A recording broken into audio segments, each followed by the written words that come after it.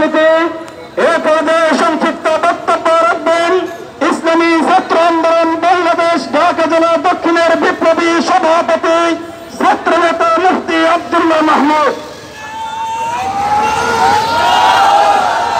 আলহামদুলিল্লাহ আলহামদুলিল্লাহ ওয়াহদাহু ওয়াসসালাতু ওয়াসসালামু আলা মান লা নাবিয়্যা বা'দা আম্মা বা'দ। আউযু বিল্লাহি মিনাশ শাইতানির রাজীম। বিসমিল্লাহির রহমানির রহিম। ইনিল হুকমু ইল্লা লিল্লাহ। ইসলাম দেশ মানবতার অন্তর্ভুক্ত ইসলামী আন্দোলন বাংলাদেশ ঢাকা জেলা দক্ষিণ শাখা কর্তৃক আয়োজিত আজকের বিক্ষোভ মিছিল পরিবেশের সভাপতিত্ব হিসেবে উপস্থিত থাকবেন ইসলামী আন্দোলন বাংলাদেশ ঢাকা জেলা দক্ষিণ শাখার সংগ্রামী সভাপতি আলহাজ হাফেজ মোহাম্মদ জয়নুল আবেদিন। সকলকে ইসলামী ছাত্র আন্দোলন বাংলাদেশ ঢাকা জেলা দক্ষিণ শাখার পক্ষ থেকে আন্তরিক শুভেচ্ছা মোবারকবাদ। প্রিয় উপস্থিত ভাই বন্ধুগণ, আজকে আমরা এখানে একত্রিত হয়েছি আমাদের দেশকে বাঁচানোর জন্য। আমাদের দেশকে আমাদের সরকার বিক্রি করে দিতে হচ্ছে, আমরা এটা মেনে নিতে পারি না, আমরা এটা মেনে নেব ইনশাআল্লাহ।